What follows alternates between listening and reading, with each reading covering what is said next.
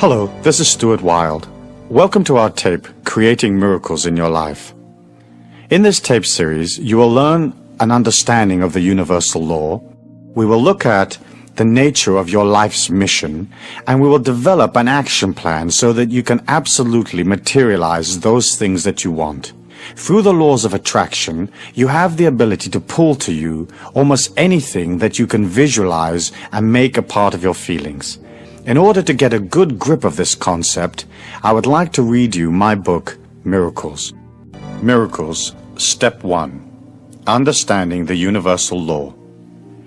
Creating miracles in your life is no more complicated than understanding the metaphysics of the universal law. And because that law is basically indestructible and therefore infinite, we know that the power used by miracle makers in the past is still available today. Yet in our modern society, we're brought up to believe only in those things that we can logically understand. We're not taught either that the universal law has limited potential, or that this power is at our disposal and can be used to work miracles in our own lives. To understand miracles, we have to look at two aspects of the universal law. Firstly, there lies deep within all mankind an immense power, and secondly, the power is impartial and unemotional. Call it the universal mind or Christ consciousness, or what you will. It is this power that allows man a recognition of the universal life force that we call God. The life force is eternal, it is a part of all things. Moreover, it is a major part of each of us. Consequently, we all have within us an unlimited power. Creating miracles in our lives becomes a matter of identifying with the power, understanding its characteristics, and learning to use it effectively. This identification is achieved by knowing that the power is within you, and acknowledging that fact by saying, I'm eternal, immortal, universal, and infinite, and what I am is beautiful. In this manner, you lock into the power source and you're poised for the next step, which involves looking at its characteristics. The universal law is impartial and unemotional. It has no way of knowing what you want, nor does it discriminate between your hopes and aspirations, likes and dislikes. It is pure energy. It accepts whatever thoughts, feelings, and actions you project, and reflects them back to you unemotionally, in the form of events that you experience day to day. In much the same way as electricity illuminates both a brothel and the vicar's tea party, the universal law does not differentiate between different types of energy in your life. It will give you anything you believe in, no more and no less.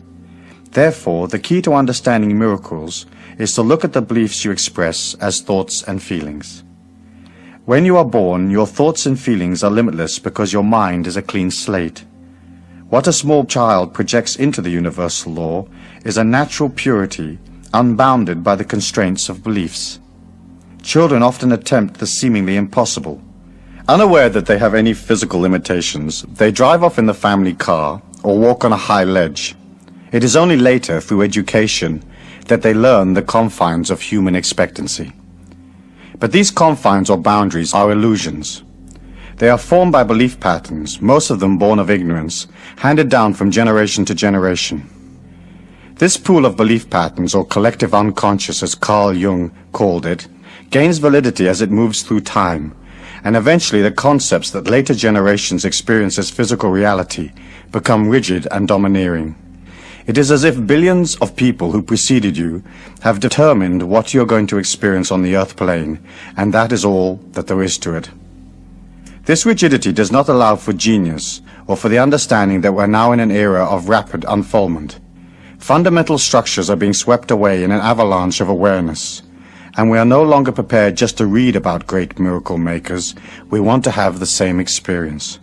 For most people, this is not possible because they are locked within the limitations of body and mind. Their upbringing is so dominant that it encases their entire evolution, and they experience little spiritual growth. Step 2. Understanding life's mission. We are not our bodies, or our emotions, or our minds, or any of the structures and restrictions we experience around us. We are an infinite part of the God force, using the physical form to experience spiritual development through a special training called daily life. When you entered the earth plane, the energy that is the real you left its abode in the higher consciousness of pure light and entered by choice the body you are now in. You chose the circumstances of this life because it was the next step in your infinite evolution, and because this life would allow you to expand what you are spiritually, so that you could become an even greater expression of the infinite life force or living spirit. Now you may say, that's nuts. Why would I choose these circumstances of my life, this family, this society, and this neighborhood? Why did I not choose a more affluent environment or a prettier body or more intellectual capacity? The answer lies in a dimension beyond the physical plane. As you entered this dimension through birth, you had within your consciousness a heroic mission, a goal. The nature of that goal is firmly written in the very deepest recesses of the inner you. And what you are today, no matter what you feel about yourself, is actually a part of that goal in its various stages of completion. Your mind began recording events, thoughts, and feelings only at birth. It does not know of your heroic mission, nor does it understand the universal law that interacts with your limitless potential. Why? Two reasons. Firstly, if your mind, feelings, and emotions knew the nature of your heroic goal in life, there would be no challenge or quest, and your evolution would suffer. Secondly, most understanding of metaphysics is based on tribal or religious beliefs which do not totally reflect an accurate perception of the delicacy of energy and the way its ebbs and flows affect daily life. No real understanding of the universal law has ever been incorporated into the various belief patterns of the world's collective unconscious. For example, let us say that your heroic goal in life is to learn to love yourself and to accept full cosmic responsibility for what you are. And let us say you have had a number of previous experiences on the earth plane in which you were weak and indulge yourself metaphysically by leaning on others rather than contributing to your own energy or support. If you knew of this in advance, you would begin to favor the one course of action over another. You would intellectualize yourself into positions or feelings that you wanted to achieve, and your mind would dominate your every move. Evolution does not work that way. You cannot overcome weakness by fighting it or thinking your way out of it. You overcome weakness by leaving it behind. This means that you become aware of the inner tendencies that bring you down, that do not support a belief in self, that do not endorse a love of self, and you say, I don't want to be that anymore. Then you move yourself out of the slovenly ways of the collective unconscious into discipline and power. From time to time you may drift back, but once you decide on the side of strength, the power of the universal law will always be with you to varying degrees. It may be a battle at first because your mind does not understand these laws or the nature of your mission on earth, nor does it understand the laws that govern your potential. It will have a tendency to advise you logically from its own experience, and logic is death to that part of you that is a miracle maker. Step 3. Understanding the nature of beliefs. The next step in creating your own miracles is to look at the nature of beliefs. By reviewing beliefs and feelings, you begin to understand how to use the universal law effectively. It is natural to yearn for the impossible, and in so doing you establish strong beliefs about what can and cannot be done. You can jump a certain height and no higher, run at a certain speed and no faster, accept a certain position and no better. Because most commercial aircraft fly at about 600 miles an hour, the shortest time in which you can get from New York to Paris is about 6 hours. Those are the facts in the collective unconscious. But what if I told you of a man who could move his body many thousands of miles in just a few seconds? Your mind would scan its memory banks and draw a blank, whereupon you might think, impossible.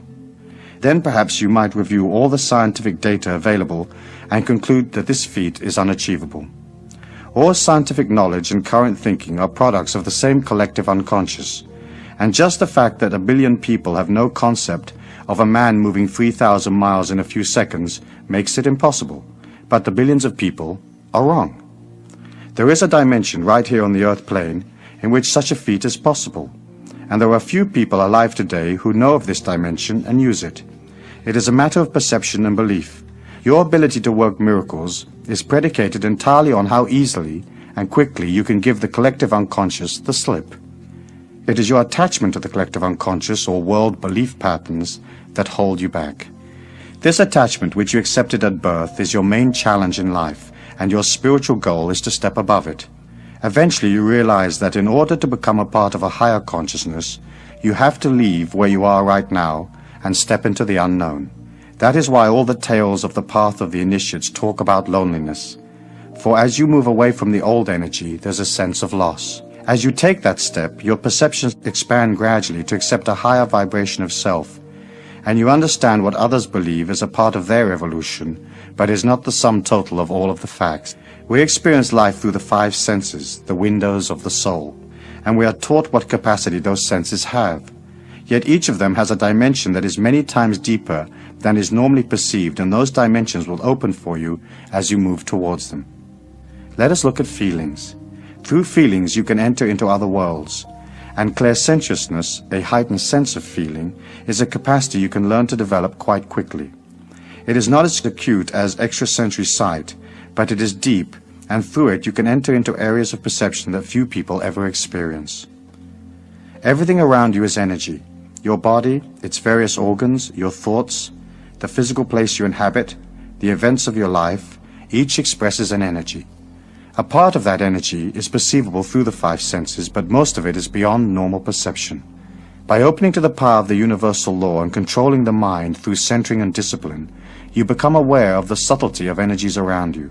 You will find that you can use your feelings to guide you through life. As you move into a situation, push your feelings into whatever lies ahead. How does it feel? What is the universal law saying to you? Which areas flow and which do not? After a while, this exercise becomes simple and very accurate. You may not be able to see all the subtle energies around you, but you can learn to feel them, and soon you will find the information from the universal law has a way of jumping at you unexpectedly. Events in your life gather energy as they come toward you, and you can feel that energy weeks and even years before they occur. Science will tell you that it is not possible to foresee the future, and that is true for those who believe it so. But as you move out of the world's group perception, feeling and even seeing the future will become second nature to you. To harness the universal law effectively, you should watch its manifestation, which is basically every event in your life. Then link each event to your underlying feelings and attitude. Realize that when things go well, it is solely because you put that image into the universal law and it responded. Imagine the universal law as a shipping clerk in a large mail order company. He gets your order, but has no idea who you are. If the order says size 8, he sends out size 8. It is of no concern to him whether or not size 8 fits you. He merely complies with your request. In daily life, your feelings, thoughts, and attitudes are your order form. So before you decide to change your present conditions, you will have to be very sure what you want from life. The universal law reacts spastically to uncertain messages. You have to write clearly, and you have to be able to accept whatever you're looking for. Let us say you want to win a large sum of money. Give up your job and spend the rest of your days laying in the sun. You dream about the cash, and you sigh and you say, wouldn't it be lovely? But is that actually what you want? You might very soon find yourself bored, and though your mind would like to lounge in the sun, the inner you might say, I should have stayed where I was, there was more potential there. Creating energy for yourself, through the universal law, is not just a matter of wishing for things willy-nilly. You have to realize that the power is within you, and once you take the first step towards it, whatever you create will be for your highest good. It might not be exactly what you thought you wanted, but you had better be ready for the consequences. Before embarking on a miracle action plan, you ought to spend some time meditating on the conditions or material objects you want. The universal law is the shipping clerk waiting for your clear and concise order. The currency with which you are going to pay for it is belief. To create something with absolute certainty, you have to establish the feeling within you that it has already happened, that the condition you desire is already a part of your life. That can be hard because your mind, knowing nothing about the workings of the law, fights back. You affirm, I am rich, and your mind contradicts, you're not. The conflict that develops confuses the universal law, which is about to deliver your heart's desire. This clash of opposing energies has been the challenge of the would-be initiate since the beginning of time. It is the hunt for the Holy Grail, or the slaying of the dragon. It states that no one enters the kingdom of heaven within until he has tamed the dragon of negativity that he inherited from the collective unconscious. Figuratively, You will have to leave the earth plane, even though you may be still very much a part of physical reality. Dimensions are not out there someplace between you and the stars. They are inner worlds or inner journeys. These journeys have an inner reality and an outer manifestation in the physical. So anything you can conceive is actually a part of you right now. The fact that you do not have it to hand matters not. Whatever it is that you conceive is in a state of gradual becoming. If you affirm, I am rich, you have to start feeling rich, thinking rich, and holding a rich attitude. Walk around expensive stores. Have coffee in the best hotel in town. Begin to act and feel as if you already have the vast fortune you know the universal law is about to deliver to you. This way you create a concrete reality of wealth within your inner journey, and it will then become manifest in your outer journey, the physical world. If you can maintain that feeling and power and live as if your wish has already been granted by the universal law, your wish will be delivered, guaranteed. But you cannot be half-hearted, or you will dissipate your personal power and nothing will happen. You'll have to take the path like a warrior. You're going to achieve your goal, no matter what confronts you, no matter where you are right now, no matter what adversity faces you, you will reach your objective. The universal law does not care whether you have your heart's desire or not. Therefore, you might as well make up your mind to collect. You can have anything you want, and when you create it, it becomes yours. Often we feel we do not deserve success or wealth or complete health or anything else we might yearn for. We are taught in childhood that we're not worthy, or that somehow we owe something to society or the physical plane, or that we have some kind of special sin that we should atone for before we can enjoy what we want out of life. That is not the case. The law does not discriminate. It receives your energy and delivers diamonds or plain rocks, depending on what you put in. It is very important to look at the negative feelings you have about yourself. It is easy to say, oh, I never win anything, or I'm too old, they will never hire me, or I can never be with that person, I'm not pretty enough. That kind of thinking is indicative of the mind and its logical advice. Miracles are not logical, so the last thing you need is logical advice from the mind. When such advice is given, acknowledge the mind, thank it, and say, I do not accept any energy that is contrary to the unlimited power that lies within me. Then press on. Infinite power is so magnanimous, so powerful, so much more than the mind, that it exists in a separate dimension, and that is why the mind has difficulty perceiving that it is even there. You will get an intuition or feeling, or a rush of excitement, but that is all. You cannot really hear it, touch it, or taste it, but it comes around the mind like a breeze, and when it starts to work in your life, you will know it by the quality of the people and the events that surround you. Before we go to step 4, the Miracle Action Plan, let us briefly review some important points. The universal law, or living spirit, is unlimited. Therefore, what you are is unlimited. The universal law is impartial and unemotional. It cannot discriminate. It will give you anything you believe in. You are not your body or your emotions or your mind. You are a part of the living spirit, learning. No matter what your circumstances, the universal law can be called upon at any time because it is the real you. Whatever you create for yourself by understanding the mystical, metaphysical aspects of the universal law is yours because you created it. You deserve it. Miracles are not gifts from God. They are a part of you, which is God. Finally, the universal law is in balance and harmony by its very nature. And so, as you set out on your action plan, you will not be able to infringe on others. Whatever you create will have to be for yourself. You cannot will the universal law onto others by saying, I want this to happen to my friend. This would be infringing, because not knowing the nature of your friend's heroic life plan, you are not entitled to change it, or in any way alter what he is going through at this time. He has to experience life for himself, as he also has unlimited power within him, and a part of his growth pattern is discovering that fact.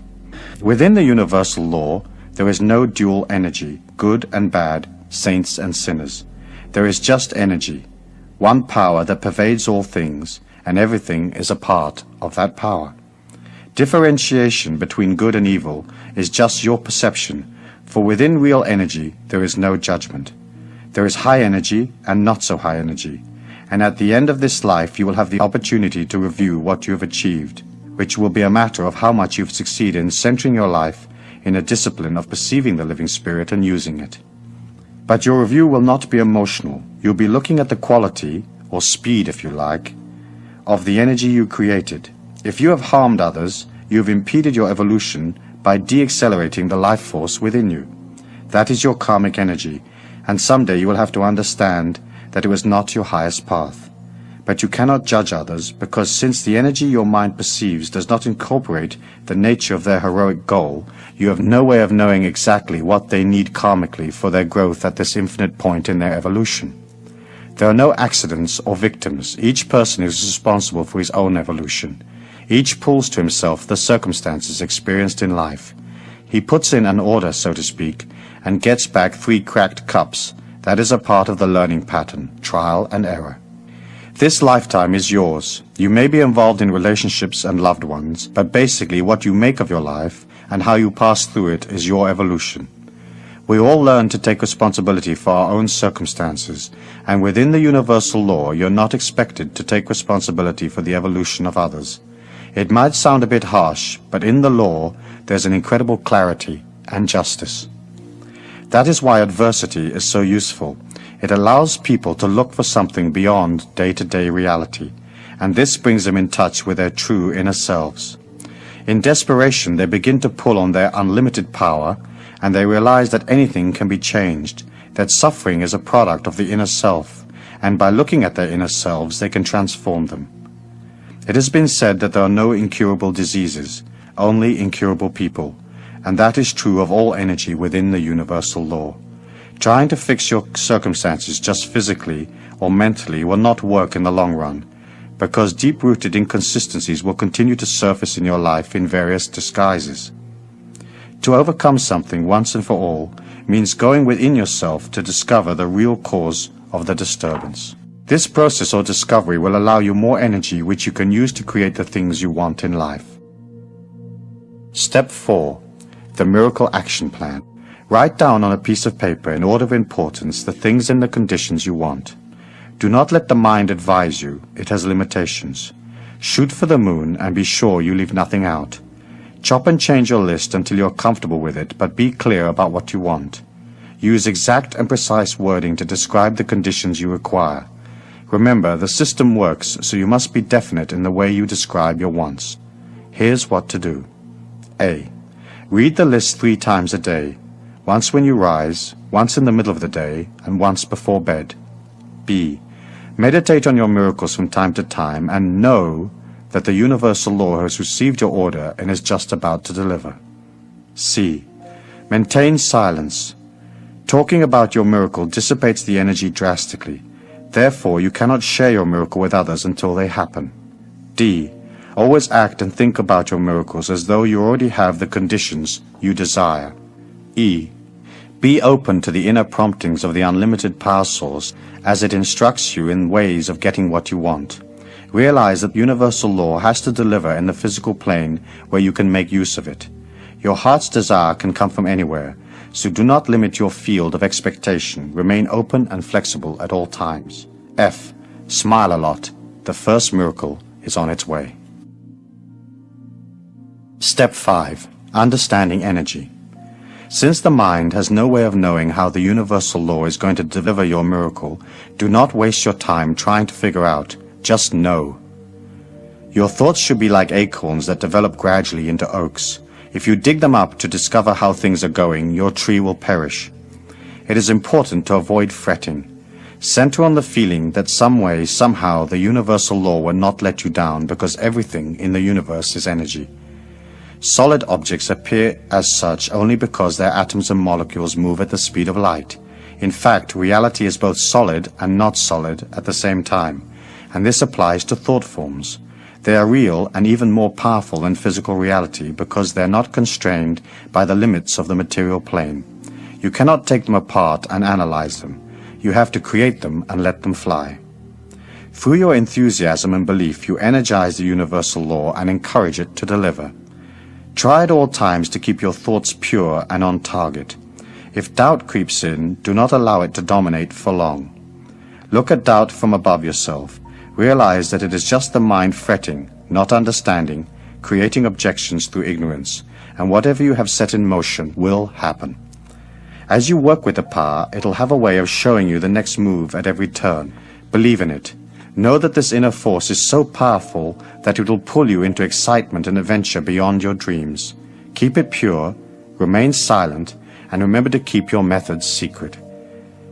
Everything that surrounds you has the living spirit within it in varying degrees. Living things express it more than do inanimate objects, but all have it. The more you come in touch with the universal law within you, the more you're in touch with the things around you. Everything becomes a symbol and strength to you. The world helps you, and the fuller you become, the more dimensions you can pull from. A very dear friend was walking along a street one day, wondering what to do with her life. She was at the crossroads literally and figuratively. Life was flat. She craved inspiration and asked the universal law to direct her.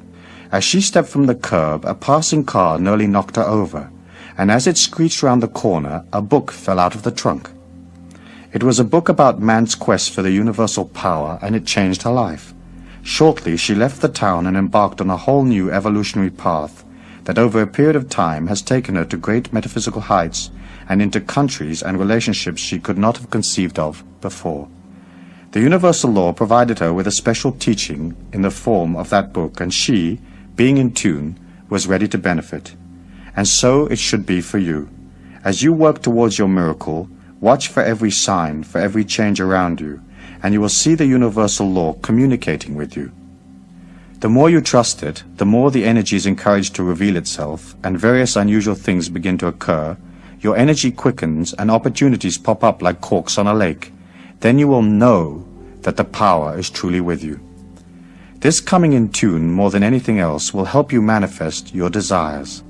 You cannot act negatively in one part of the universal law and expect the other part to deliver your miracles unaffected. As you watch your life, you become expert at reading symbols, and you see that you are the only one responsible for what you are, and that everything around you expresses an energy. The clothes you wear, the things you say, the people you associate with, the food you eat, the places you go are all statements to the universal law of what you are. The quality of these statements, or the coming in tune with yourself and your surroundings, is the key to your spiritual unfoldment. What you are has great power. Its energy oscillates and reflects the amount of living spirit or God force that you express. The more you work on your life, the more you accept responsibility, the more energy you will have, and the greater will be your expectations.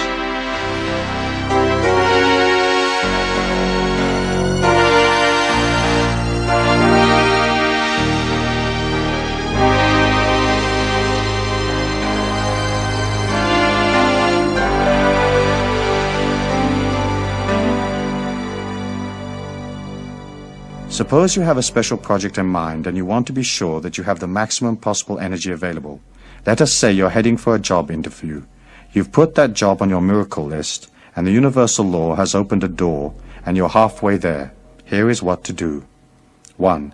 Continue to see your miracle coming into physical reality. See yourself with the job granted until 72 hours before the interview, then forget it. 2. On the day of the interview, rise early. Spend as much time as possible on your own.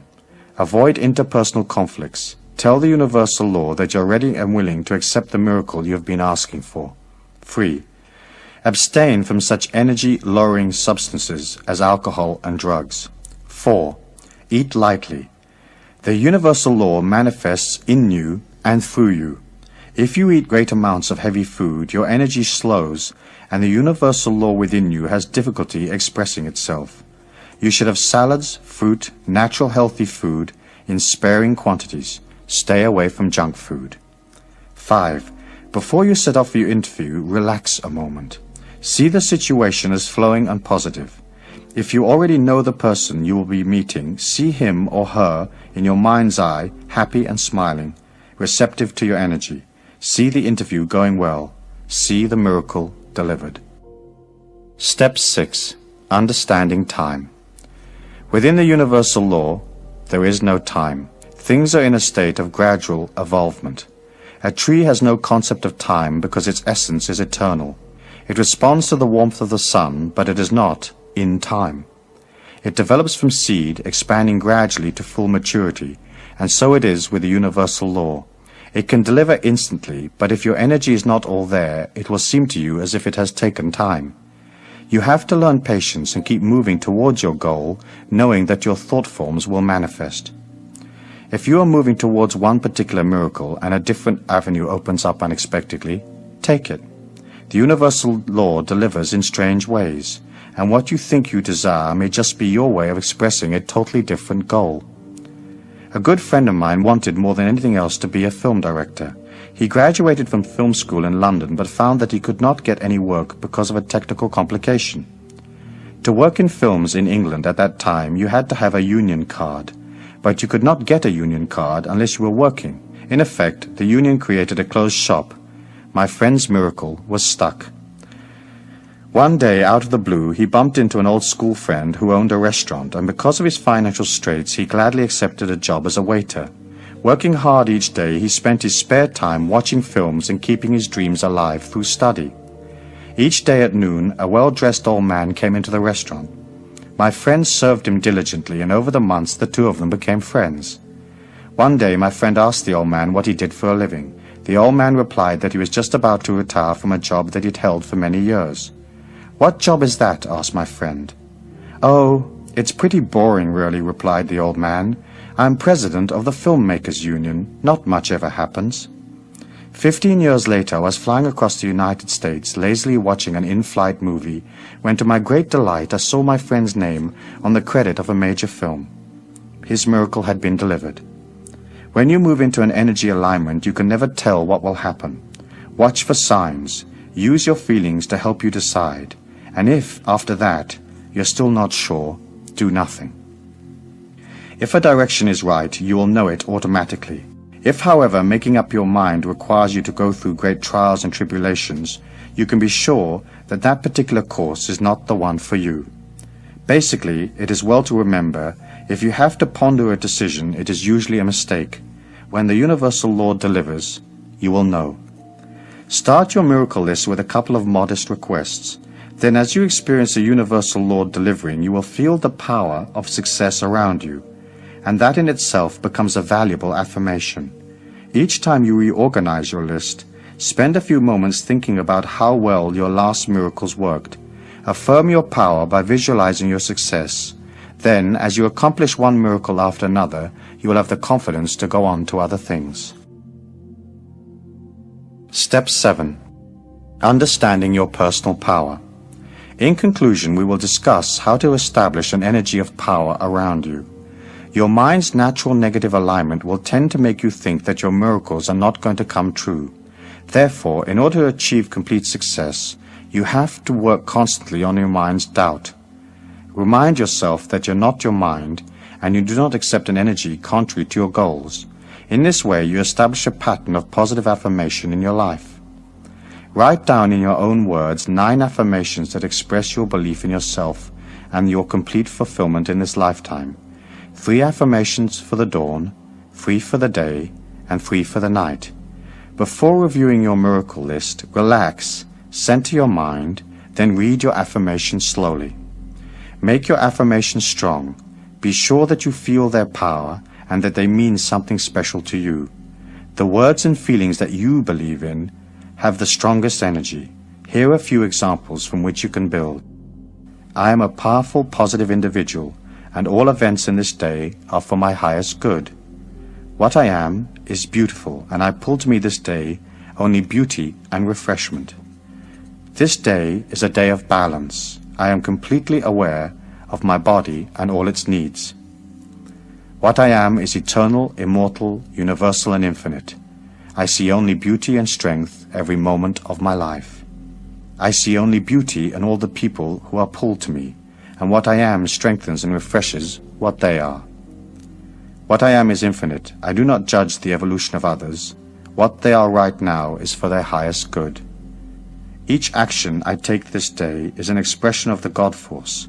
Therefore, each action I take is a part of my infinite creativity. There is no real sin, only energy. I follow the energy of my highest evolution at all times, and so be it.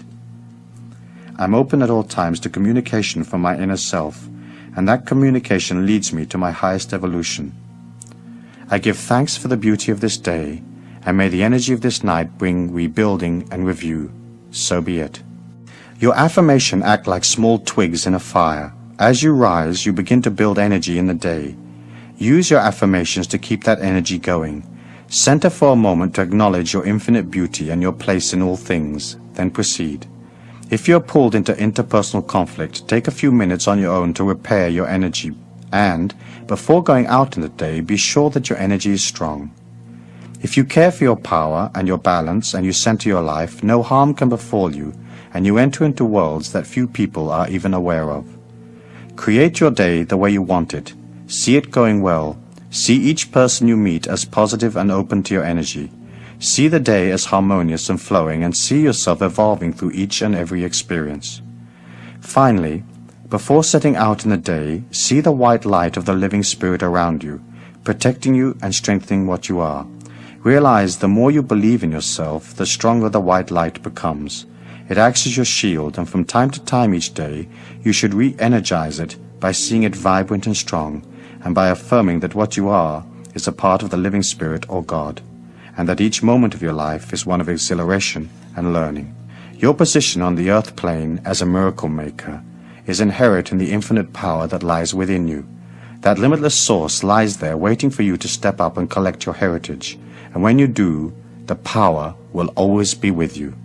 And that is guaranteed. So be it.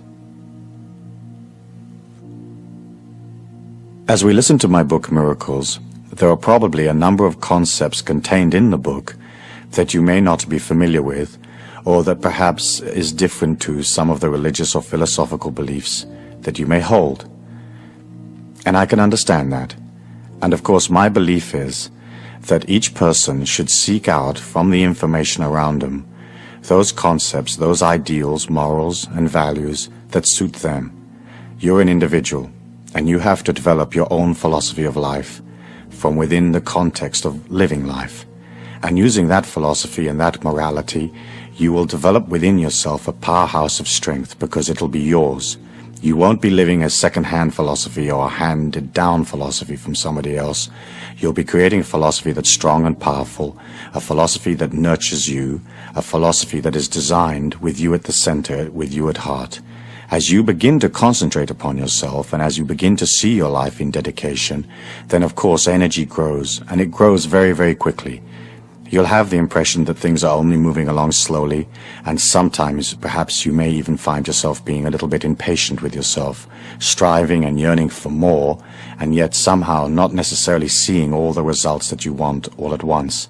However, you have to remember that the inner power that you have is a hidden energy. It does not manifest itself necessarily in events around you. However, as that power exudes, it is like a light that goes out, and bit by bit everything begins to shine more brightly. At first, the change isn't really noticeable, because the power that you've exuded over your affairs and your life, the energy that you've placed into your home and your job and the people that you love and the people that surround you, it has a pattern. For that pattern to change, it takes time. It takes time for the light to go inside that pattern of your life, to enliven it. And usually you'll find that it'll take a number of months before the changes begin to occur, and then it'll take a number of years before all of those changes in your life are consolidated. You have a heritage or a goal in your life to become free, to become an absolutely powerful individual that is not dependent upon the rest of the world, that is not emotionally sucked into the world. You have a heritage to get to that peak. Most people never make it. And the reason they don't make it is because they are reluctant to move away from the old lifestyles. It's almost as if they live in a prison. The gate is always open. There are no guards, and yet somehow they've got so friendly with the prisoners and the regimen of living in this prison that they can't walk out of the gate. We're living in a world today where there is a very, very desperate need for enlightened beings. People that have a higher consciousness, people that can expound a new philosophy, a new light. You heard in the book me talking about the Golden Age, and that has been an archetypal symbol in the mind of man since the beginning of time. It's a belief that at some point, eventually, man will transcend his inadequacies and we will reach a world of absolute peace, absolute power, a world where all the people are nurtured, a world without prejudice, without evil, without restriction. But as a metaphysician and as an evolving person, you have to understand that 1,000 years in the history of our planet is just a bat of the cosmic eyelid. It isn't any time at all.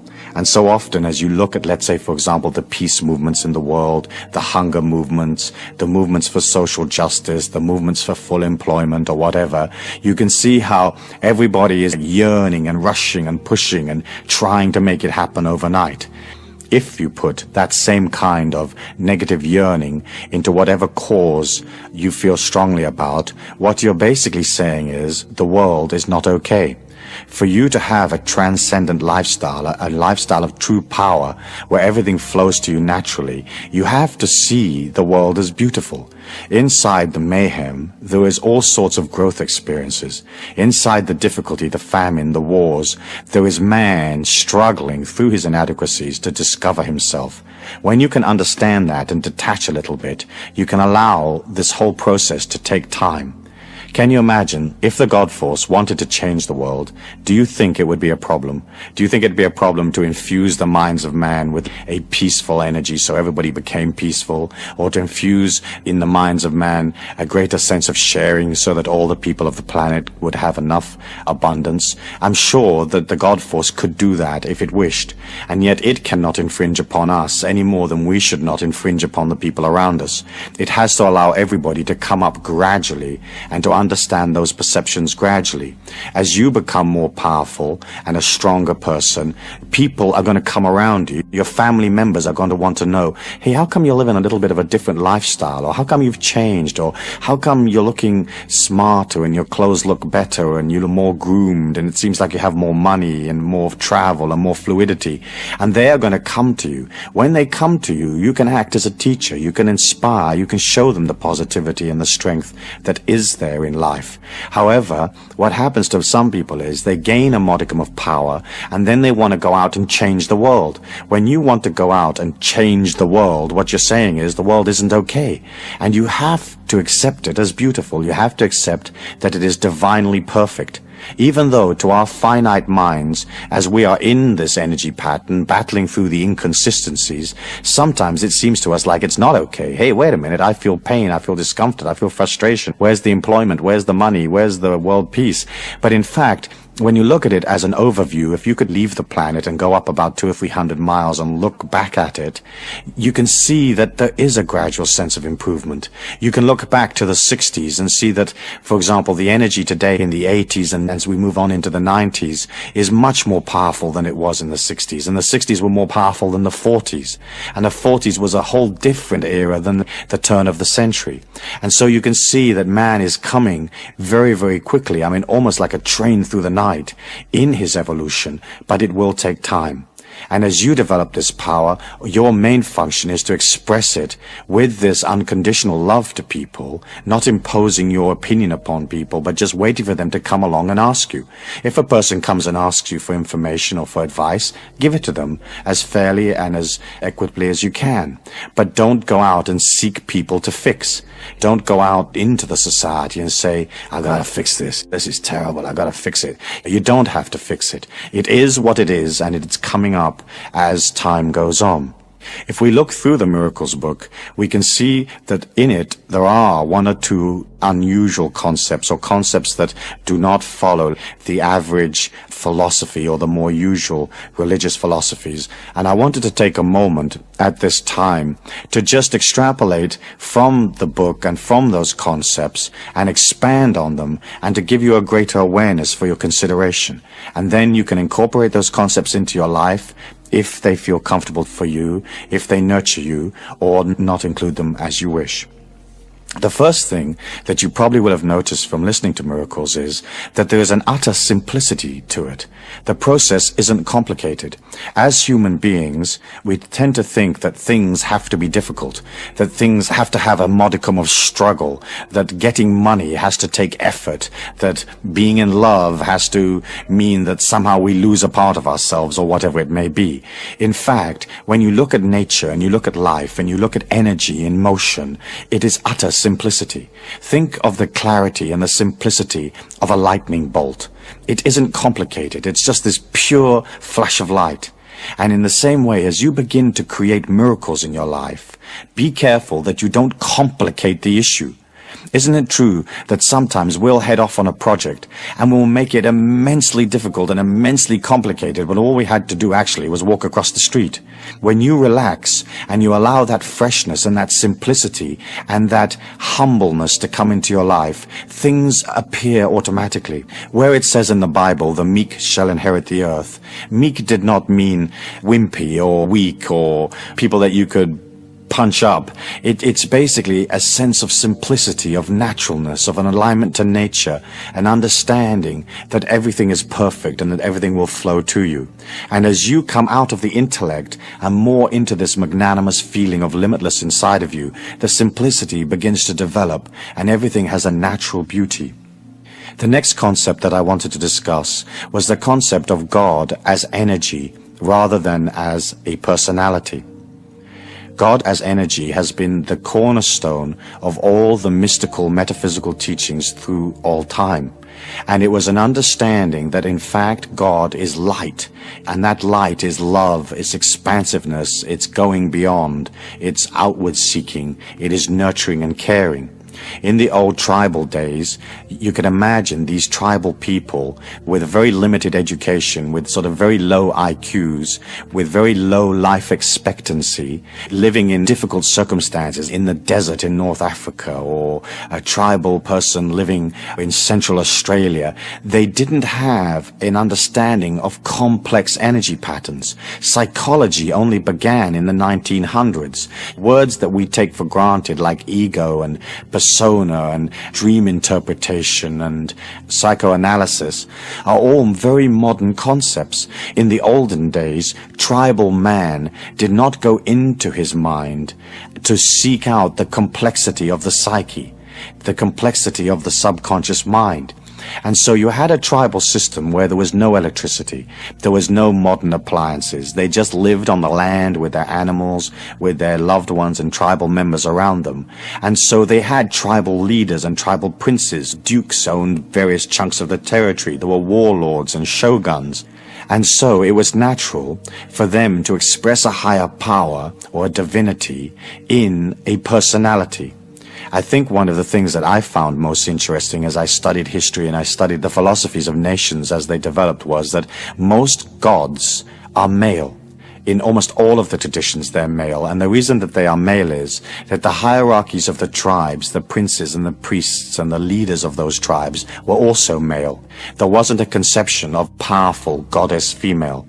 There has been that goddess energy naturally throughout the whole of history. But generally speaking, if you look at the major religions and the major philosophies of the world, God is always a male figure. And the reason that is so is because the tribal leaders and the warlords and the people that ran the tribes were considered the most powerful energy within that tribe, and they were masculine because they lived in a very earthy time. They had to be warriors to survive. They had to scratch a living from the earth with no tools, no electricity, no equipment to do it with. And so it was very important to be strong, and if you weren't strong, you died. In biblical times, life expectancy was only 20 to 30 years. I mean, if you were a 30-year-old male, you were old. I mean, really old. And wise. And so as you look at this tribal system from which we have come and which is so much a part of our inner feelings, and you can see that we've inherited the masculine God idea from those early days. If you are in a religion or a philosophy that has one of these masculine God figures of the top of the philosophy or as a divine entity in the philosophy, then what you need to do is to somehow take the image of that masculine figure and bring it into yourself. As you try to expand power, it is almost impossible to do so if you see God outside of yourself. And the reason why it is so difficult to do that, if you do see God outside of yourself, is that what you're saying is, I do not control my life. Some entity above me or beyond me is controlling my life. And of course that is the case for the vast majority of the population. But as you become a more powerful person, if you can internalize that male God figure inside of you and understand that that energy is exuding, then you can hold on to the philosophy and it doesn't affect the quality of your religious belief. In fact, the quality of that belief is enhanced because you get in greater touch with what that image is, but also you internalize the energy and you have it in your life. And I think that's extremely important. You see, in those days, in the olden days, it was very hard. I mean, it was impossible, in fact, for a tribal member to understand God as light because they weren't part of energy. Today we understand it. We understand what's in a light socket. If somebody talks to us about a laser disc, we may not necessarily know what a laser disc is in its intimate details, but we have an idea. We know what a laser beam of light might be. And so we're infinitely more sophisticated. If you met some of the characters out of the biblical times, you'd be amazed at how thick they were, you know? You wouldn't hang out with them for 5 minutes because you, inside you, have all of the energy of 2,000 years that has come on since. And so you have the sophistication of a society that's moving so many thousands of times faster than it was in the olden days. And so for you to develop that same kind of sophistication, I want you to consider internalizing your God figure or your divine entity, whatever that may be, and realize that that figure is inside of you rather than outside of you. And I think that's a comfortable way of converting yourself from one of the more older traditional philosophies into a philosophy of self-empowerment. And that, of course, is my main interest. I don't have an interest in changing your religion or changing your philosophy. I only have an interest in seeing that you become a more powerful being. The next concept that I think is important is that you'll notice in the book very early on, I talk about the God force or God being impartial. And that to most people is a very unusual concept because we have been taught that God had emotion. If, say, for example, you go into the Bible, you can read all sorts of stories about God being angry with these people and God being pleased over here and God telling people this, and there was a lot of emotion. If you've been to the Middle East and if you've been to the Holy Lands, you know that the people that live there are extremely emotional people, and they have a sense of exaggeration about the way they describe things. When two people have a fight in an Arab country, it may be only a fight about a car parking space outside the local cinema, but the way they talk to each other is in vastly exaggerated terms. I mean, they threaten all sorts of mutilation and mayhem to each other over one little parking space. When they're in love, they do the same thing. They talk about the moon and the stars and the light of the person's eyes and their incredible beauty, and it's just a way of talking. And as you look at that, you can see how we inherited in modern times the idea of an emotional God.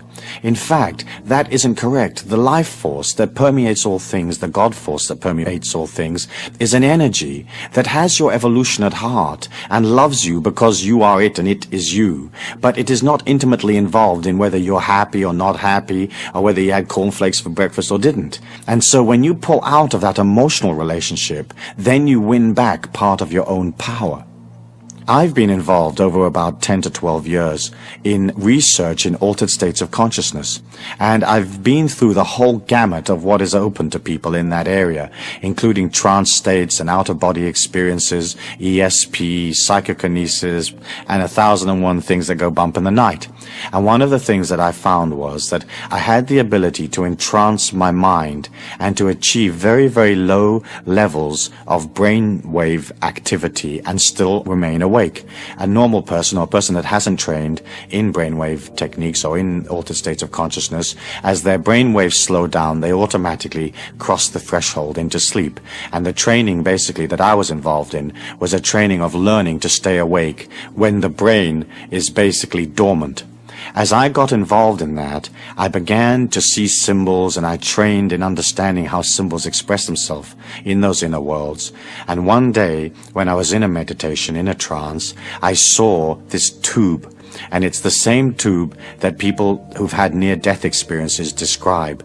And it's a tube that seems to lead to other worlds. If you're familiar with those near-death books, basically what happens is somebody has a terrible accident and they get them to hospital and they basically die. And in that death process, they come out of their bodies and usually they go up this tube or this tunnel. And at the end of the other tunnel is some kind of celestial kingdom. And often they're met by some kind of spiritual entity or Jesus or whatever their symbol is.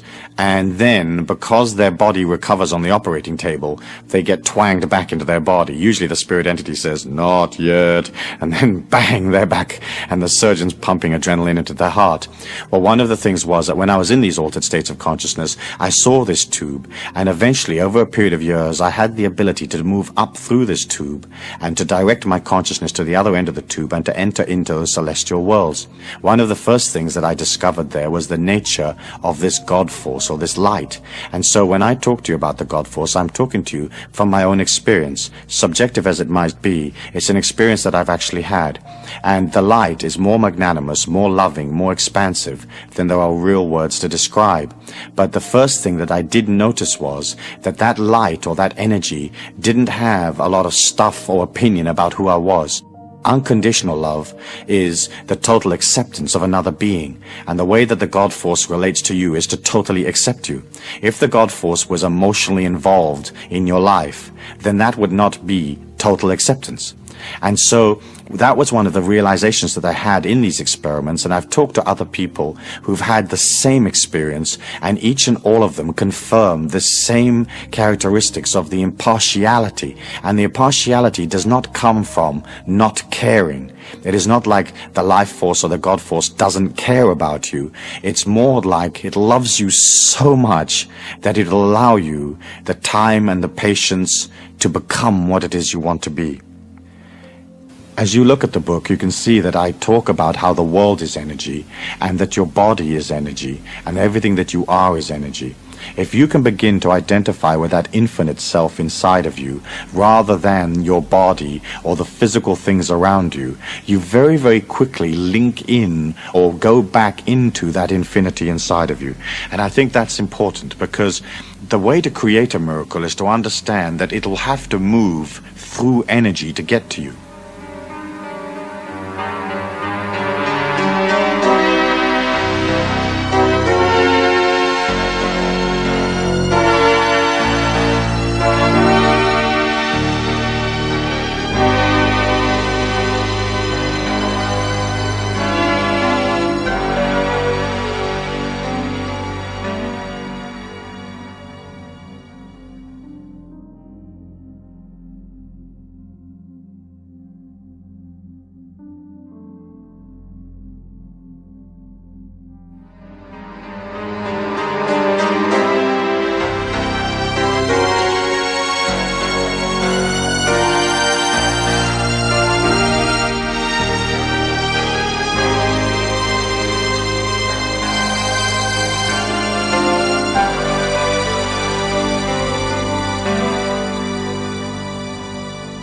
If you see the world as very solid and factual and intellectual and logical, then there isn't any logical explanation as to how you may be healed overnight, or any logical explanation as to how you may receive a vast sum of money tomorrow without effort. But when you look at it as energy and you understand the laws of attraction, you are basically pulling to you the results that you need through a dimension that is not solid. If you see your body as solid, and see the circumstances around you as solid, it somewhat limits your ability to believe in it happening. And so I felt it was an important point to begin to establish this idea of you are consciousness. You can create through the power of your thought. If your life force and your strength is strong, you can more or less materialize things instantaneously. If it is not so strong, it'll take time, but you're thinking in terms of something coming towards you in a sea of energy, rather than through the fragmented a more obscure logical process where often there isn't a logical explanation as to how things actually work. Part, I think, of your energy as you begin to develop into this miracle maker is that you should consider detaching somewhat from the social ethnic, tribal energy that we all come from. We were all born somewhere. We were all born a part of one tribe or another. The tribe may now have expanded to 50 million people, but it's still a tribe. It's a mindset. It's a socio-economic unit. And as you pull out of that a little bit, it allows you the freedom to oscillate faster, to vibrate faster. If you're very sucked into the old tribal ways, then what happens is you take on the identity of the tribe rather than an identity of yourself. So let's say, for example, you're Irish. You can love Ireland and you can read the Irish poets and you can recall the times that you had in Limerick and Tipperary or wherever it is that you came from. But within your Irishness, you have to bring that back inside of yourself and say, I am an individual. The fact that I was born in Ireland was a factor of my evolution. But first, I'm an individual. Secondly, I'm an Irishman. And as you begin to detach one pace or one step away from the tribal energy, then again you begin to win back your power. You begin to win back that power that will create the miracles for you. Throughout the whole of time and throughout the history of man's struggle within himself, there have been initiates, there have been great beings that have managed to go beyond the limitations of the earth plane. And the way they did it was they won the battle of the mind. There's a part of you that will hold on to the negativity, the fragmented, the ego, the belief in limitation, and there's a part of you that is expansive and loving and joyous and heading out. And those two parts will always be in contention with each other. At the beginning, perhaps, the negative part or the personality part may be much, much stronger than the infinite positive, expansive part of you. And the name of the game is to begin to overwhelm the negativity with positivity. You've heard me talk perhaps in the past about being careful with your vocabulary, being careful with the way that you present yourself. If you're going to come out of positivity, you have to come out of it all of the time. You have to establish that energy inside of you, an energy of hope, one of transcendence, one of serving humanity without infringing upon them. And then as you begin to do that, the inner mind that it retains so much of that negativity, that darkness, it begins to back away. But you have to remember that you've been on the earth plane a certain amount of years, and that inner mind is not going to let go just because you say, oi, get out of it. It has dominated. The inner mind, that negativity of the inner mind, it has control of your life, or it has had control of your life. Often it'll make you sick. It'll make your body sick just to control you. It'll cause difficulty just to be able to feel that it is in control. As you begin to become more infinite, the ego or the dark part of the mind begins to back off, and you may have a feeling that you're dying. And of course that is a natural feeling on the path, and it isn't your physical death that you're looking at. What you're looking at is that the personality is giving ground to the infinity, and so the personality will have a feeling of it's losing importance or dying. As you push out as a miracle maker, and as you begin to get this action plan going, you have to establish in your feelings the idea that 1, you are worthy, 2, you can receive. So often in our society we put an emphasis on giving, that it is more blessed to give than to receive. But you have to understand, for every giver, there has to be a receiver. When you feel comfortable in receiving, when a person offers you something, take it. It doesn't matter whether they offer you a polyester lame shirt with a nude on the front that sort of moves when you move. You take it. You say thank you, and you take it. And it doesn't matter if you don't want it. Because sure enough, if it becomes a part of your possessions in that kind of energy, then somebody will come along to you and they'll say, listen, I'm going to the party, and I need a polyester shirt with a nude on the front that moves when I move. And you'll say, well, I've just got the perfect one. Begin to practice accepting. When you see money in the street, pick it up. Even if it's only a penny or a cent or whatever, pick that thing up. When somebody offers you something, take it. When they offer to help you, accept it. When they offer to heal you, let them heal you. When they offer to give you money, accept their money. And as you begin to open to receiving, then that energy can come to you. Look at nature. It doesn't have a problem receiving. The animals don't sit there and think, gosh, I better give rather than receiving. They're flowing naturally and simply through the forest, and they receive. And they receive nurturement for one kind or another, food and water and whatever they need to survive. And so I want you to center upon that. I want you to center on being a person that is ready to receive.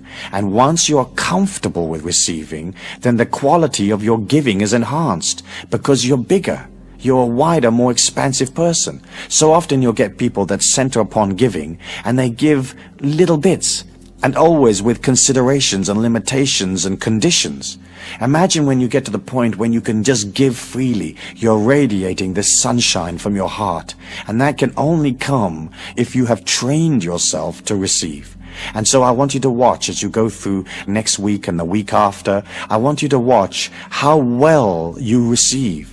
Are you an expert in receiving? Have you graduated from the University of Receiving? Because, interestingly enough, that is the key to being able to become expansive. You may remember in the book I said that you are on your own. And that's true. The divinity inside of you comes to the physical plane for your evolution. If you concentrate on that power inside of you, the miracle maker, this limitless energy, then what happens is you become stronger. All of the philosophies and most of the major religions teach that we're not supposed to concentrate upon ourselves. We're supposed to concentrate on, first of all, a God outside of ourselves, and secondarily, on people in the society that we're supposed to assist or aid in some way. The philosophy that I teach is one where you turn and you face yourself, understanding that if you become strong, then you have a gift that you can take to society. So many people I meet as I travel and do seminars in the Pacific and all over the world, they want to serve humanity, they want to give, and yet they don't really have any true power with which to give. They want to assist the world to go beyond poverty, but they don't have any money themselves. They want to heal the world, but their body's sick. And so as you're looking at that, you understand that you're on your own. The fact that you may be with a wife or a husband and have children and loved ones and business associates and associations of one kind, all of that is to reflect you back to yourself. That is its function, and that's the function of interpersonal relationships. They are there so you learn about yourself. And in fact, you are an individual evolving through the physical plane, and that individuality is sacrosanct, and you have to make it important. And I don't mean it in the ego sense of the word, but you remember that you are on your own. You come in as an individual, and you go out as an individual. You'll remember in the book also I said that universal law has no way of knowing what it is you want. That sometimes is confusing for people because they think in terms of God being all-knowing. And the way that I would like to explain it to you for your consideration is this. Whereas the God force or the life force is in all things, which is true, it does not have a concentration minute by minute on each individual part. It would be the same as if you owned or were president of a huge multinational corporation.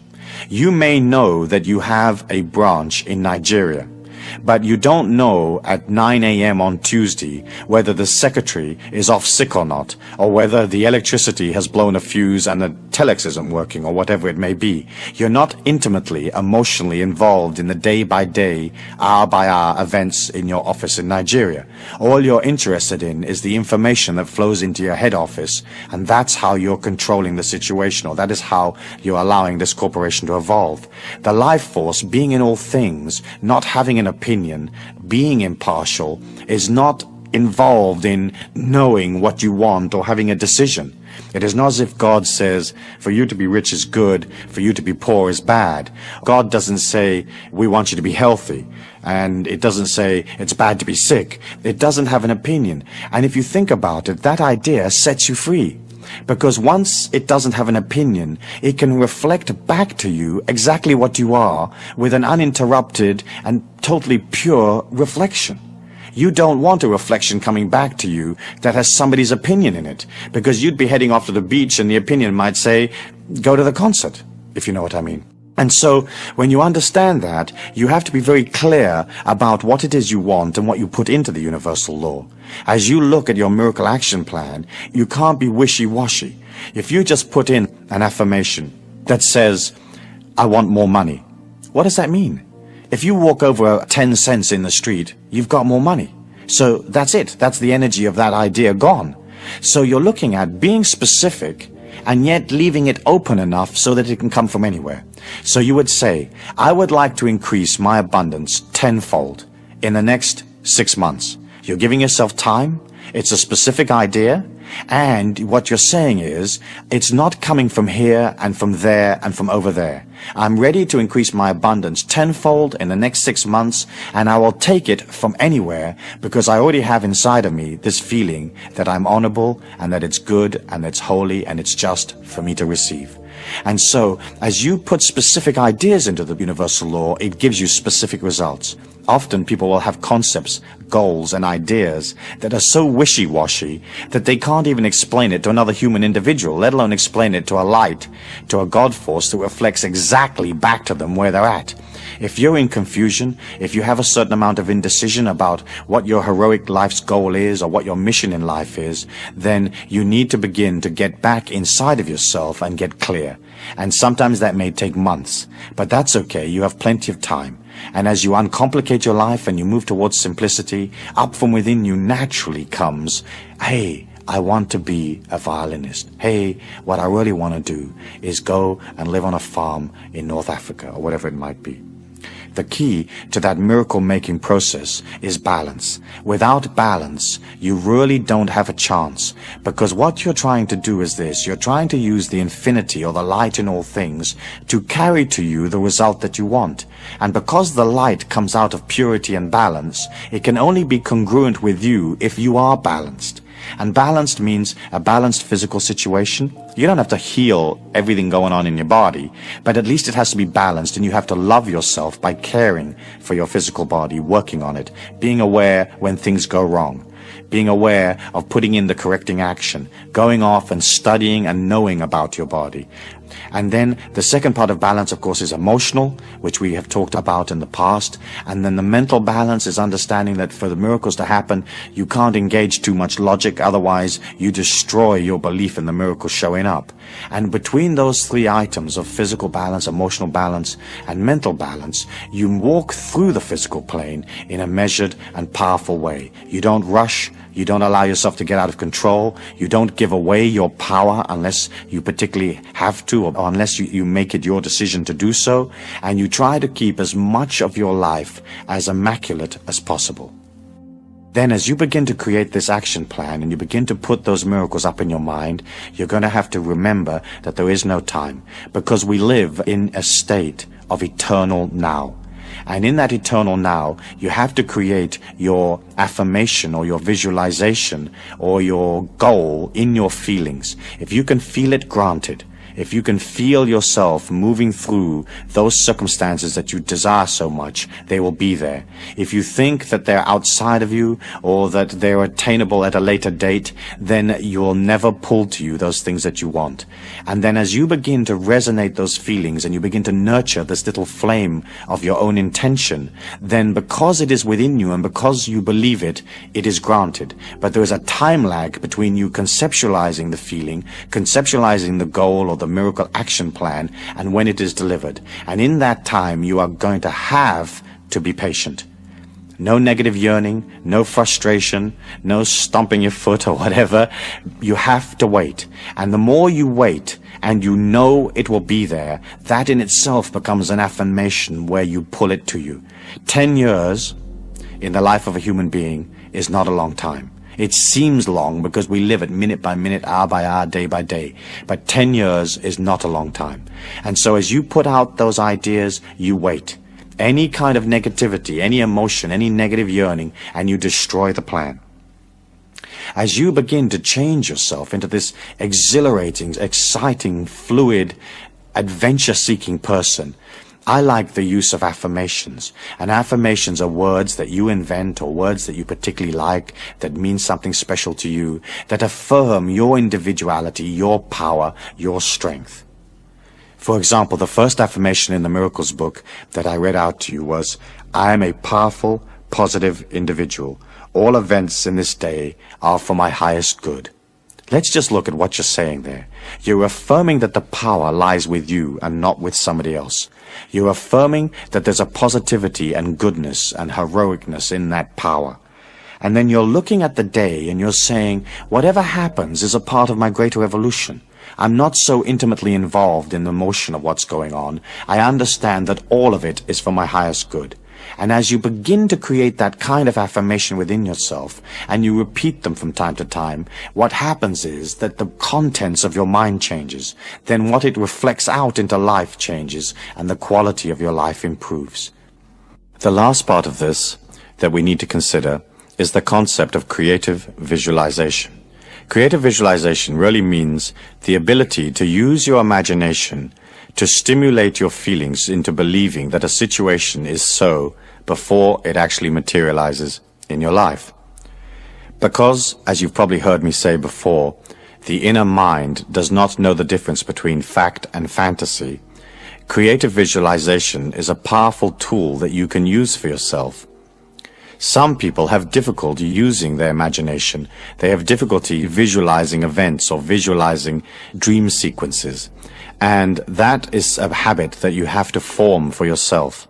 Using your imagination, using your ability to fantasize, using your ability to see things in the mind's eye, increases your ability to affect events in the world. Because not only can you develop other possibilities, more limitless possibilities perhaps, but also once you can see yourself walking through a scene, you can be a part of it. Through the laws of attraction, what comes to you reflects that inner energy that you hold, what you maintain, the energy that you've created in your life so far. And so imagine this, if you can create a powerful and strong image of yourself as a miracle maker, as this wonderful, wonderful human being that has so much to give, so much to offer the world, then that being comes alive. It is almost as if by putting that energy into the mind, you shine a light in there that stimulates the mind. And so, whereas often people have moved so far away from fantasy and imagination and so solidly into materialism and logic that they don't have an ability to conceptualize things that are not actually logically right there in front of them. They don't have the ability unless they can literally touch it and taste it and see it. If you can begin to practice this idea of creating your imagination the way that you want to see yourself, then you have within you a wonderful tool that will allow you to become a more powerful being. You can use creative visualization for self-acceptance, and that in itself is a very large project, is it not, for some people? Do you accept yourself the way you are? Do you accept, for example, the shape of your face? Your face is whatever shape you've created it, whatever shape it came out as, so to speak. And you have to see that shape as beautiful. You have to be able to stand in the mirror in the bathroom naked and say with all sincerity, this is utter beauty. And once you can see that beautiful, it becomes more beautiful. Once it becomes more beautiful, to say this is utter beauty becomes simpler. And so first of all, you can look at the whole concept of self-acceptance. If you will give yourself time to go beyond your limitations, if you will forgive yourself for your transcendences or for those parts of yourself that are less than powerful or less than honorable, then you begin to heal your entire personality. There's nothing worse than meeting a person that has a tremendously fragmented personality, full of guilt trips, full of negativity, full of lack of self-image. What's nice about you is that you have this positive image of yourself. And as you reflect a positive image of your own worth, then other people reflect that back to you. Isn't it true that if a person has that victim energy inside of themselves, if they feel that they're a victim, life seems to fall in on top of them and create victim? And when you meet one of those people, it's almost as if you want to go punch them in the mouth just to keep them happy. And they pull that to them. When you can see this image of yourself in this loving forgiveness, this unconditional love that you have for yourself, then it becomes simple to transfer that to others. When a person is uncomfortable or frustrated or angry, what they're really saying is, I'm angry with myself. When they judge or criticize or moan, they're judging and criticizing themselves. Because when you're centered and balanced and happy, you will see only happiness and beauty around you. And if somebody does something that you don't like and you are balanced, it won't affect you. It's only when you are not in balance and you don't have a strong idea of self-image and self-acceptance that you criticize others and that you express this negativity to the world, and those people that you are negative to will react negatively back to you. And so the creative visualization process is to see yourself as this complete individual. You haven't completed your journey. You're not perfect, and that's perfect that you're not perfect. You can begin to put all that new energy in, and you can begin to look at your life. You avoid those areas that cause you emotional problems. I don't mean avoid in the sense of dodging them, but what I mean is you are careful not to be sucked into situations you know that you don't deal with well. You engineer your life to enhance the strengths, what I call raise statues to your strengths, and then eventually all the weaknesses fall away. The next idea that I'd like to discuss in relation to creative visualization is for you to begin to visualize what is your higher purpose in life. To have a life that's just mundane, working and surviving and procreating and bringing up the kids and doing the washing up or whatever it is not a life of excitement. It doesn't have a higher purpose. And for you to visualize that higher purpose inside your feelings, it begins to give you something to go for. It gives you a higher ideal, a dedication to the force, a dedication to the things that are truly wonderful in life. And so that would be your next step. Once you have a powerful image that you can carry out to the world, that can be some use to the world, then you're looking at developing a dedication, a higher purpose. And if you don't have a higher purpose in your feelings right now, then use creative visualization to see yourself walking in or walking through life with some kind of higher purpose, whatever that purpose may be. There are many possibilities open to you. Perhaps a great diplomat, a peacemaker, perhaps a person of great creativity, perhaps a person who brings to life this incredible ability to nurture and to care for people. Perhaps you're an organizer and that's your gift to the world, that you can organize it. Perhaps you're a leader and you can lead it. Perhaps you're a supporter and you can attach yourself to a leader and know and understand that the supportive role is as important as the leader's role. Perhaps you're a healer, that you can bring a healing to yourself and to the people around you. But each and all of us has something that we can contribute. Your gift to the world is what you are. And of course, if you're happy with what you are, your gift is a happy gift. Next, you may want to consider using creative visualization for goal setting. And the whole trick to goal setting is to not set goals that are impossible for you. Because if you can't conceptualize it in your feelings or visualize it in your feelings, then that goal will never be reached. And so I like goal setting, which is only a little way in front of where you are now. And so everything is manageable and everything is possible. And it isn't something where you're asking for the absolute impossible, because there are things that are impossible to you right now, given the total quantum of energy that is you. However, as you begin to grow from one goal to the next and you begin to expand your experience and your abilities in the physical plane, then other areas and other goals and other possibilities become real to you. The other thing about goals is, of course, that you have to have the ability to let them go, to release them. You're going to go for the goal. If it changes, change it. You don't have to be dogmatic. Isn't it true that when you see people that set out on some kind of quest in a very dogmatic way, and they live 20 years in the desert looking for some type of little beetle or something, you often wonder, why do they bother? Why didn't they see that after 1 or 2 years in the desert, looking for this beetle was a totally worthless way of spending their life? But what happens is we give the mind a task, and it's almost like it fixes itself upon that task. And I think it's important for you to be fluid and to change the goals whenever you need to.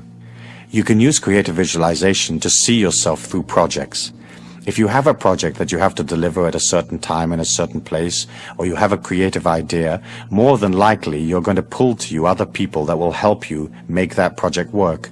And as you begin to pull other people to you, you have to understand that they will have all their own beliefs and their understandings of what the project is, and somehow you have to transfer to them what it is you want, how the project will be handled, how the thing will materialize.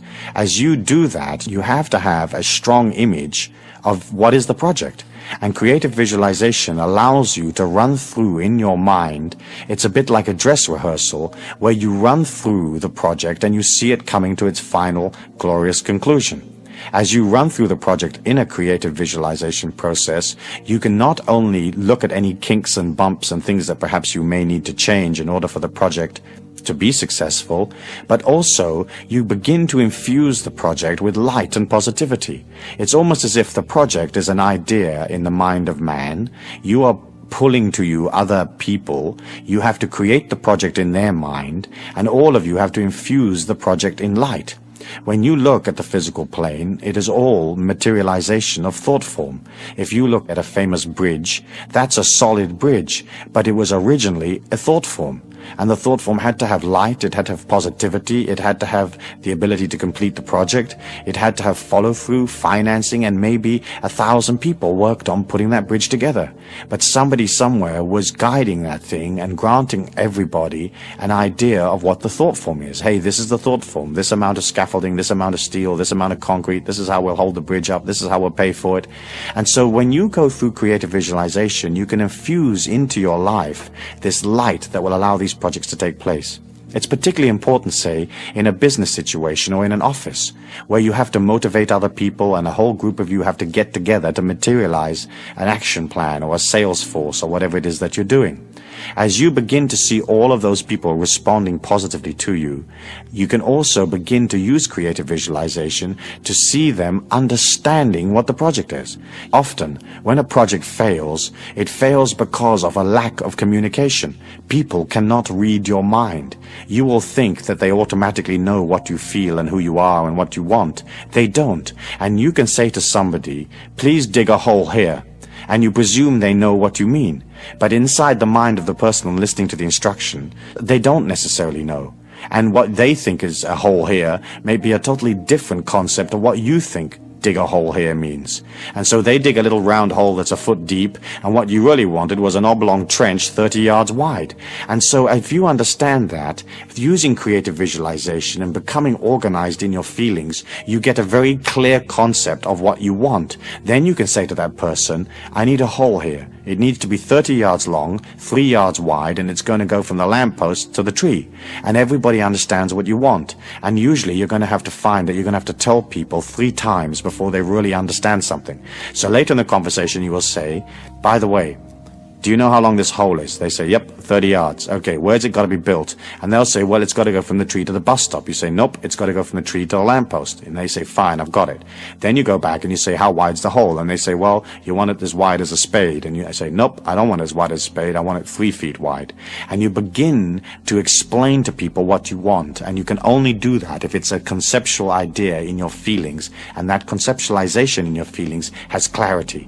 And so as you begin to use this process, you can see that what you're really doing is you're becoming organized and you're clearing yourself out as an individual.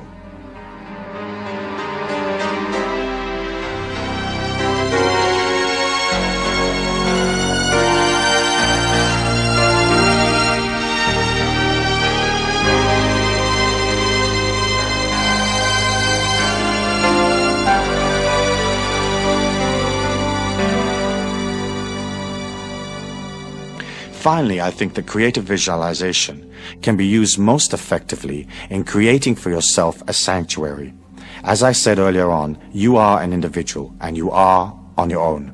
The only way you can get in touch with who am I and work upon yourself is for you to pull out of the hustle and bustle of daily life and to look at yourself.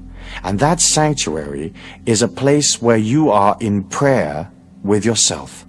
And that prayer can be in any way that you want to pray, or it can be a meditation, or it can be listening to music, or it can be running on the beach.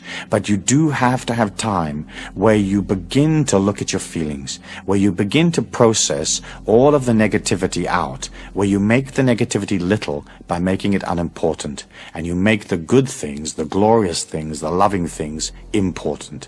And that, I think, is one of the main functions of creative visualization.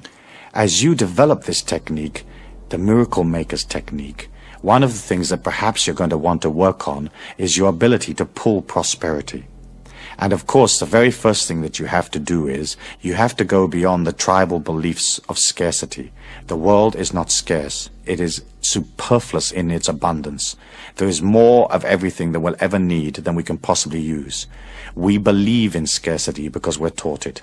Using the creative visualization technique and using the miracle action plan, you can begin to see yourself more prosperous. And that is going to be vital for you because you're going to need money. And with that money, you're going to buy those experiences and those understandings and that knowledge that you need to acquire.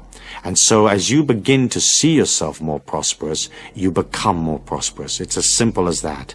What makes a very wealthy businessman wealthy is the fact that he's comfortable or she is comfortable with money. She's comfortable and he is comfortable with receiving. And he sees himself in the marketplace creating many things. And those many things bring that kind of abundance. What you're doing then with your visualization plan or with your miracle plan is you're writing a film script and you're creating a film where you're living comfortably in luxury with all the things that you need around you, and all of that money energy is there. You're organized. You've got a way of taking the money. You know how to account for it. You can bank it. You can add it up. You have it in balance. You're conscious so that you know how much money you have. You don't find yourself spending 5,000 and earning 4. You find that you are in control. And in the same way as you have to train yourself to know who you are, in the same area in money, you have to train yourself to know about what resources you have, what they bring in, and how much your lifestyle costs. If you've got yourself out of control and your lifestyle costs more than you're actually earning, you have one of two options. One, reduce your lifestyle. Cut out those things that are not necessary, that are not absolutely needed for your life. And the other thing is to go out into the marketplace and create more money. There's a simplicity in that most people miss. But it is simple. And it is simple to be in charge of money and to be powerful and to have the money that you want in your life. But first, it has to be a concept inside of you. A creative visualization and feeling that you will always be looked after, that there will always be enough money. As you develop desires, as you develop goals, you have to understand that your goal has to be like a purpose in life rather than an addiction. As you develop a goal to become a great musician, that would be a purpose. And the purpose of being a great musician would be, 1, you're expressing creativity, 2, you're doing something you enjoy, and 3, you're giving that joy to others. If that purpose becomes an addiction, it becomes obsessive, then you begin to destroy the quality of the desire. The whole reason why desires come about is that it's almost as if you can ignore them. Once you have the desire, you can put it out there, you can do all the things that you're going to need to do to materialize the desire, but also a part of you has to release the desire. And if you say, well, if I don't become a great musician, what I'll do is I'll just get joy from playing whatever music it is I play. I'll get joy from listening to other people's music. I'll get joy of creating this dimension of sound around me that gives me pleasure. And so you have to be careful with that, because so often desires become obsessions. And that, in a way, has a way of destroying your ability to materialize that desire. It all really goes back, does it not, into you believing in yourself. And of course, you can't say to a person, hey, believe in yourself, if they don't. What you have to do is you have to begin to see your life as an affirmation of your belief in yourself. And as you begin to see where the successes are, what works and what doesn't, then slowly but surely you come into an energy where believing in yourself is natural. You naturally know that you can follow through, that you can deliver. Finally, I'd like to say this. The planet Earth will be healed. There will be prosperity for all people. There will be an end to wars. There will be a golden age. However, as humans, we have to understand that it may take time. It may take a long time. But we can be sure that it will be there, because it is so much part of the inner yearning of humanity. When you pull out of the day-to-day life and you become prosperous, you become peaceful, your body is healed, you have already created the golden age within you. And so if we are walking on a planet and there's 4.9 billion people, if you are one that has the golden age there already, you begin to create that for everybody else. Your gift to the world will be this power that you create. And you will create it silently. You won't wear it on your sleeve, sort of pushing it upon people or bragging about it. You just create power. And you create this golden age around you, and people will see it inside of you. And they'll say, gosh, isn't that person marvelous? I mean, aren't they wonderful? Look how calm and peaceful they are, how poised they are. Look at their sensuality, their beauty. Look at their understanding, their knowledge, their wisdom. And you become that energy. Nobody is going to come down to the planet Earth and wave a wand and fix it for us. We're going to fix it as individuals. You fix it for yourself, and then you radiate that magnificence to others. That is your gift to the world, and that is your higher purpose in life. Thank you.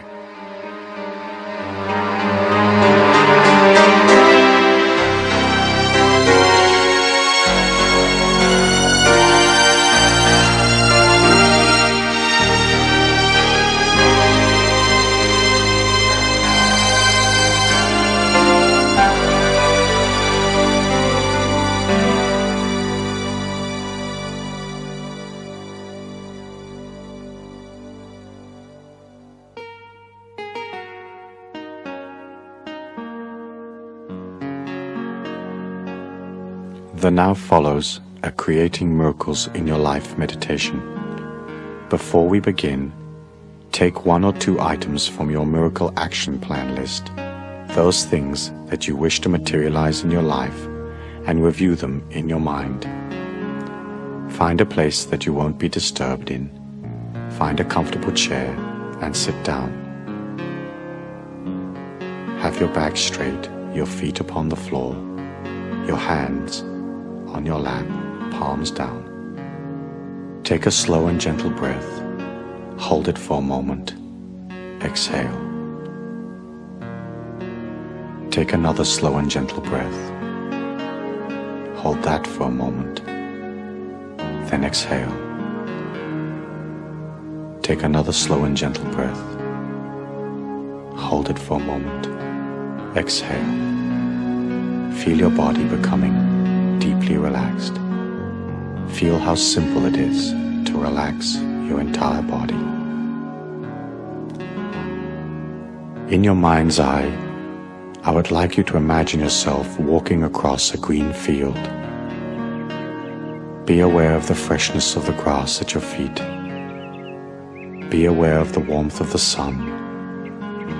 Be aware of an expanse of water somewhere near the field. Be aware of birds flying back and forth, melodically singing their tunes. And as you walk through this field, I want you to become aware of a sense of deep inner calm, a sense that you and nature are one and the same, that you have within you the same abundance that is in nature. And as you walk along this field, I want you to be aware of a small hill in the distance. Walk up towards the hill, and as you get to the top of the hill, I want you to find a comfortable place to sit down. Sit with your back straight and your feet upon the floor, your hands in your lap, palms down. Take a moment to put your mind into your left foot and totally relax your left foot. Next, put your mind into your right foot and relax your right foot. Then transfer your mind into your legs and totally relax the muscles of your legs. Feel your body becoming more and more relaxed. Relax your upper torso. Release all tension from your chest. Take a slow and gentle breath. Hold it for a moment. Exhale, going deeper and deeper, deeper and deeper. Release all tension from your neck and your shoulders. Relax the muscles of your arms. Feel your hands heavy in your lap. Release all tension from your neck and shoulders, the muscles of your jaw, and the muscles around your eyes. Take a slow and gentle breath. Hold it for a moment. Exhale.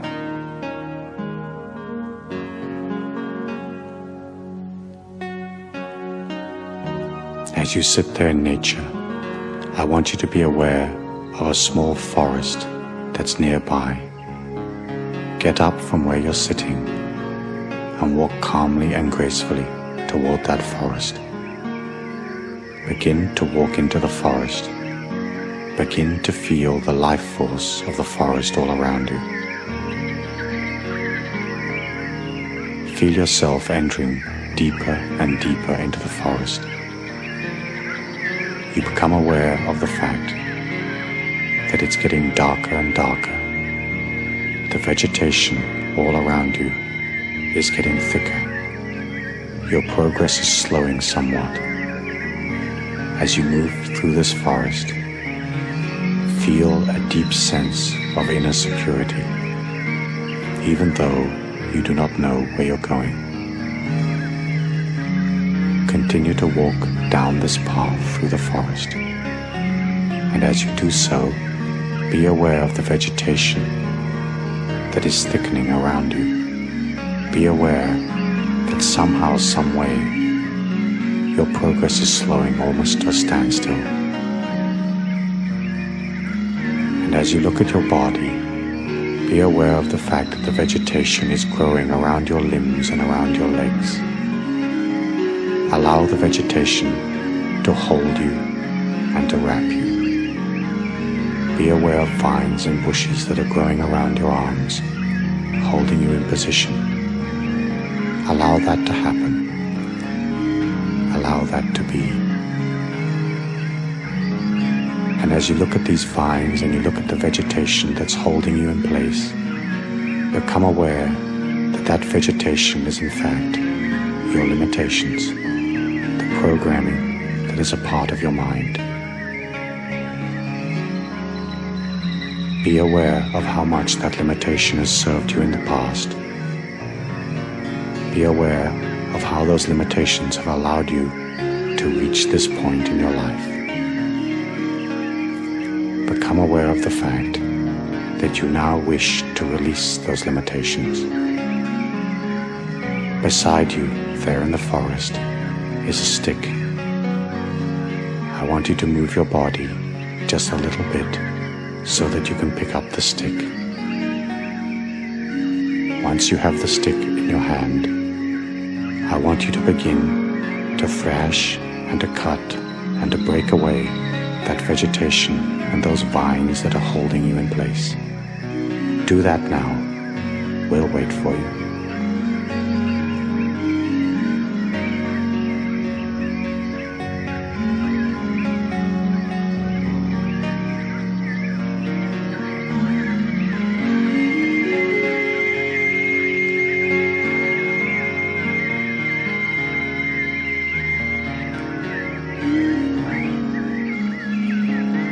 As you release the limitations around you, realize how free you are becoming without all those encumbrances, without all those old belief patterns holding you back.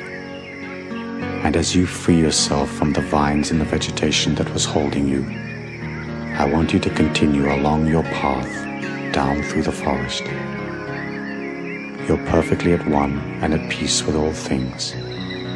High above you is a ray of sunlight shining down upon your path, bathing you in a golden light. And as you walk down this path, I want you to be aware of a large rock covered in moss. Go up to the rock and find a comfortable place to sit down. Be aware of the golden light shining upon the center of your being. Take a slow and gentle breath, and as you exhale, say silently,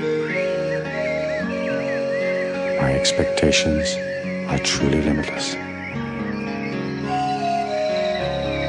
up in your mind's eye the first item on your miracle action plan. Take a good look at that thing that you truly want in your life.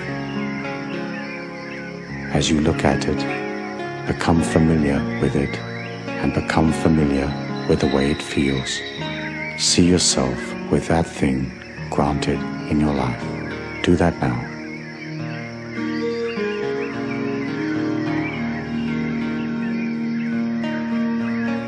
When you're truly familiar with what that thing feels like, I want you to put it on like an overcoat and have it permeate every molecule of your being.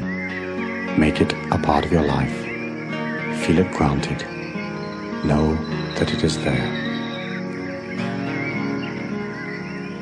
Next, put up another item from your miracle list and take a good look at that. Turn it around. Feel yourself a part of it. Feel those circumstances unfolding in your life. Be sure that you and the thing that you desire are one and the same, congruent in every way. Take a moment to look at the second item on your miracle list.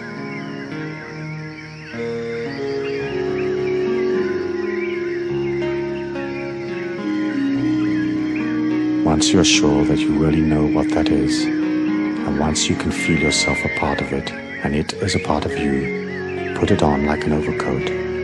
Have it permeate every molecule of your being. Take a slow and gentle breath. Hold it for a moment. Exhale, going deeper and deeper, deeper and deeper. Finally, put up the third item from your miracle action plan and take a look at that. Remember to be sure that you know how it feels. Remember to make it a natural part of your life.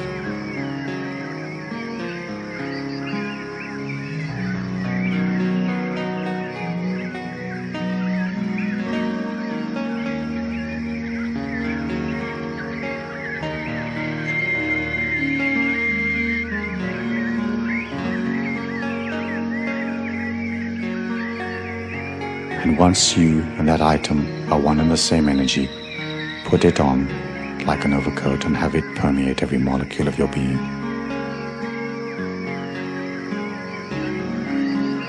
Be aware of the ray of golden light shining upon the center of your body, and allow that body to diffuse through your entire being. Take a slow and gentle breath and say silently after me, I'm eternal, immortal, universal and infinite. My expectations are truly limitless. Move away from the rock and continue walking down the path. As you walk down the path, going ever deeper and deeper into the forest, become aware of a nature spirit or some type of nature being sitting on a tree stump up ahead of you. Take a moment to honor the spirit of the nature being, and then walk up towards it. Realize that the nature being is truly powerful, truly all-knowing. The nature being tells you that you may ask it one question about your life, and it will answer. Ask your question now. We will wait for you.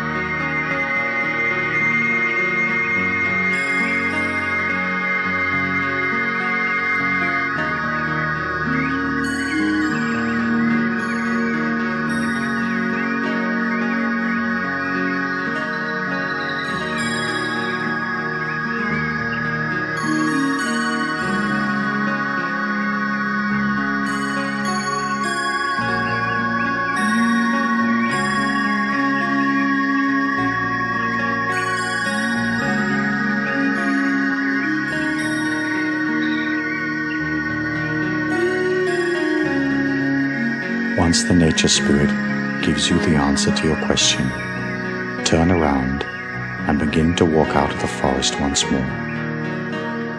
As you walk down the path, be aware of the rock once more Be aware of the ray of sunlight shining upon your being. And as you come through the area where the vines and the leaves originally held you, be aware that some of them have now grown back. Take the stick and cut away the last vines, the last limitations. And when you feel totally clear of any restriction or limitation in your life, walk gradually and peacefully out of the forest. Walk down the little hill and across the field, and then turn and face the sunlight. Allow it to shine upon the center of your being. Take a slow and gentle breath and repeat after me. Change is a natural part of my life. All things are possible to me. I am what I am, and what I am has beauty and strength. And in your own time and space, open your eyes and return to the physical plane.